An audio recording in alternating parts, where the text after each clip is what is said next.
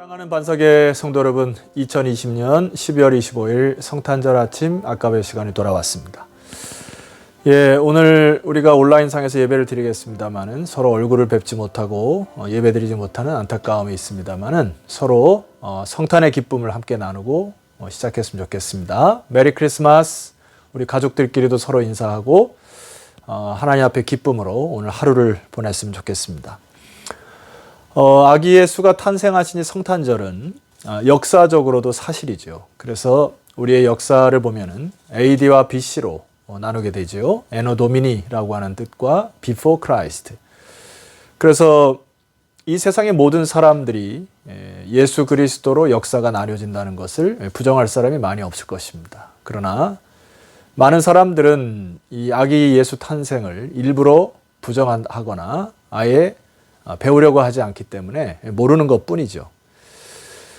그러나 오늘은 아기 예수의 탄생은 거시적으로는 이렇게 역사를 바꾸는 흐름이 있습니다만은 조금 더 세밀하게 들어가 보면 온 인류의 역사의 죄를, 역사에 있는 사람들의 죄악들을 사하시러 오셨을 뿐만 아니라 우리와 함께 사귐을 가지시기 위하여 그런 목적을 가지시고 하나님께서 이 땅에 나타나신 참 크신 그 영광의 날이 바로 이 성탄절인 것입니다.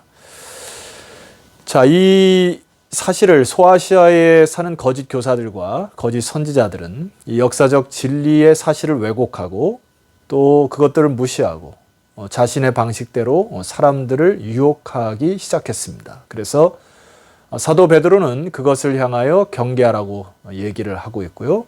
그 다음에 결단하고 선택하라 이야기하고 있습니다. 자, 3절 말씀 보면은 이렇게 사도 베드로가 이야기합니다. 먼저 이것을 알지니 말세에 조롱하는 자들이 와서, 여기 말세라고 하는 기간은 예수님의 초림과 이제 다시 오시마 약속하신 재림 사이를 뜻하는데 그 사이에 조롱하는 자들이 등장을 한다. 그래서 그들은 3절 하반절에 보니까 자기의 정욕을 따라 행하며 조롱한다.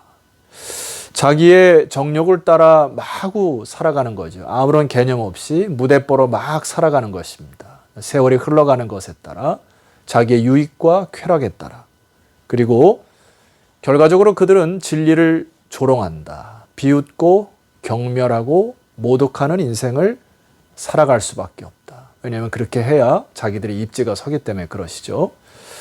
자, 그런 자들이 있으니 베드로 사도는 꼭 경계하라는 이야기입니다. 자, 그들은 어떤 주장을 내세우냐면은 첫 번째, 이단들과 이 거짓 선지자들의 특징은 첫 번째 이것을 강조합니다. 4절입니다. 주께서 강림하신다는 약속이 어디 있느냐. 여기 강림이라고 하는 것은 재림을 뜻하죠. 예수님이 다시 오신다는 것을, 그런 약속이 어디 있고 그것을 너희들이 믿고 있느냐. 그것은 다 거짓이다. 이렇게 얘기하는 것이죠. 이들은 자기 행동을 정당하기 위하여 예수 그리스도의 재림을 부정하고 있습니다. 신앙에 있어서 예수 그리스도가 우리의 죄를 사하시러 오신 것은 큰 기초와 같은데요. 그러나 그리스도의 다시 오심, 재림이 없다고 하면은 사실은 이것은 사상 누각과 같은 것이죠. 예수님이 마지막에 심판하러 다시 오신다는 사실이 없다면은 사실 믿음도 끝까지 갈 이유가 없죠. 그러나 주님이 뭐라 약속하셨습니까? 내가 본대로 다시 올 것이다. 반드시 하나님께서 약속하신 것, 이 세상의 마지막을 심판하러 오시겠다고 말씀에 곳곳에 나와 있습니다. 여러분, 그것은 신약은 27권으로 되어 있는데요. 한번 질문해 보겠습니다. 예수님의 재림 사건을 과연 신약 27권 가운데 몇 권이 드러내고 있는가? 여러분 한번 추측해 보시죠. 정답은 20권입니다. 그리고 그 안에 예수님의 재림에 관련된 약속 구절이 300구절이나 넘습니다.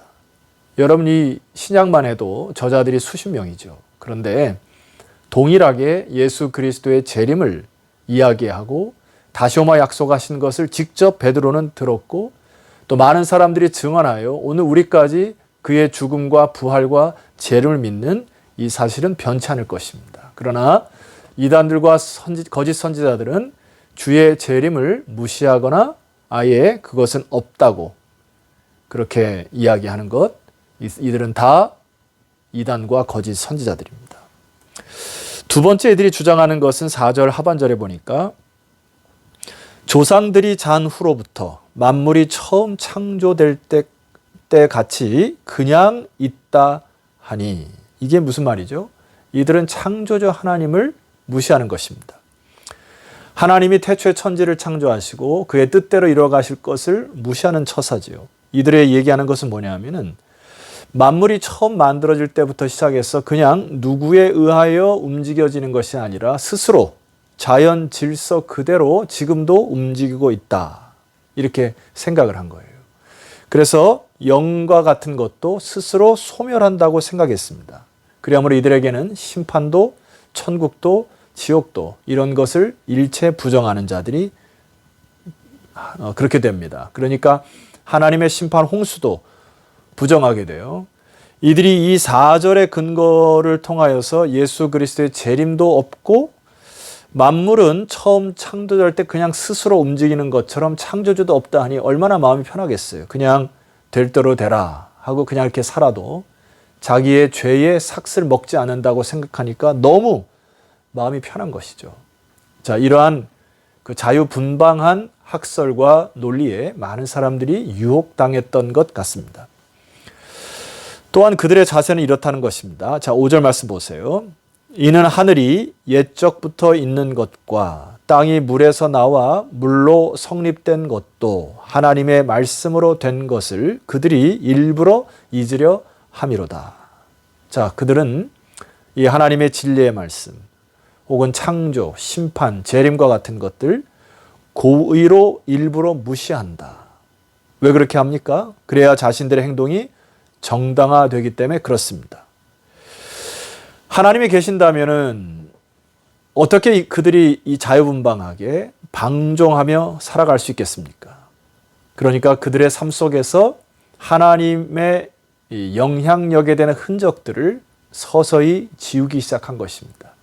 이것이 습관화되어 나중에는 완전히 하나님을 무시하고 진리의 말씀을 믿고 따르는 자들을 조롱하기까지 시작했다. 여러분, 이것이 참 무서운 죄의 결과 아닙니까? 자, 그러나 우리가 오늘 주님의 오신 성탄절을 맞이하여서 꼭 기억해야 될 것이 있습니다. 자, 그것이 오늘 6절과 7절의 말씀이에요. 제가 읽어드리겠습니다. 6절, 이로 말미암아 그때의 세상은 물이 넘침으로 멸망하였으되. 자, 이것이 홍수 사건이죠.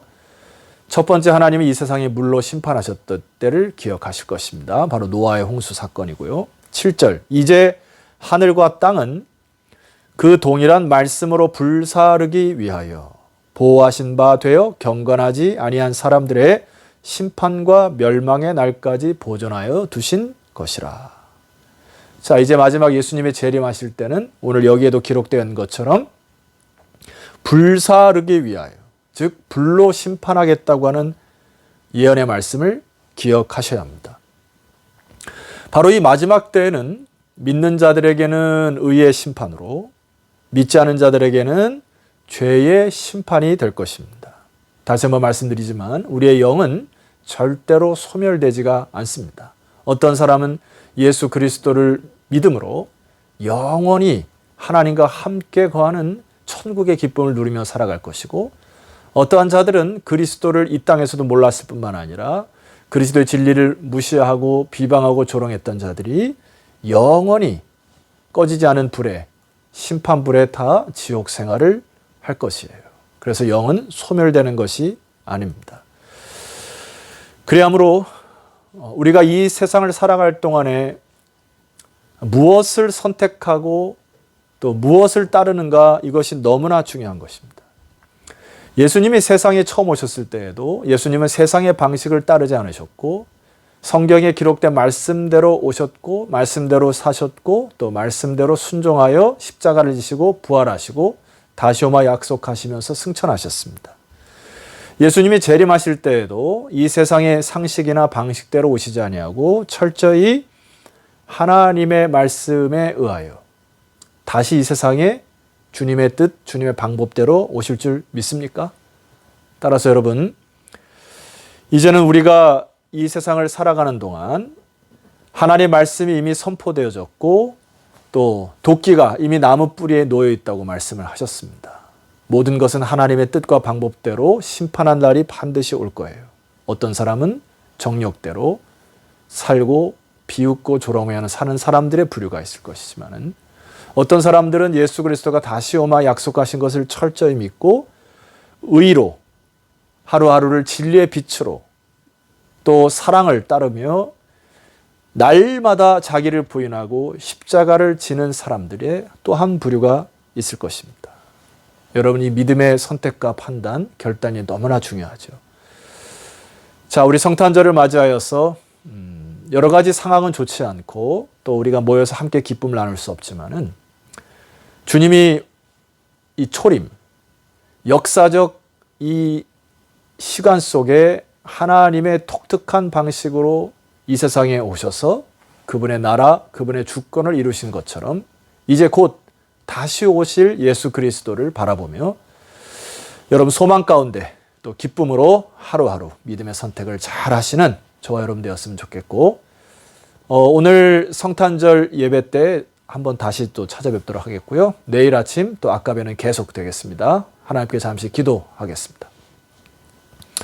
하나님 아버지 감사합니다. 소망 없는 이 땅에 소망의 빛으로 오신 아기 예수의 탄생을 우리들이 온 성도들이 축하하니 우리 안에 기쁨을 허락하시고 이 땅에 평화를 주러 오셨던 아기 예수를 바라보며 저들의 가정 속에 하나님의 샬롬이 넘치게 하옵소서. 오늘 말씀대로 다시 불로 심판하시는 하나님의 위엄 앞에 경외함과 두려움으로 하나님을 섬길 뿐만 아니라 이제는 날마다 하루하루의 선택을 믿음에 따라 또 진리를 따라 빛을 따라 선택하며 살아가는 믿음의 세대가 되게 하여 주옵소서. 예수 그리스도 이름으로 기도드렸사옵나이다. 아멘. 자, 성도 여러분, 잠시 후에 성탄 기쁜 예배를 맞이하면서 같이 예배드렸으면 좋겠고요. 내일 아침 아까배로 찾아뵙도록 하겠습니다. 내일 뵙겠습니다.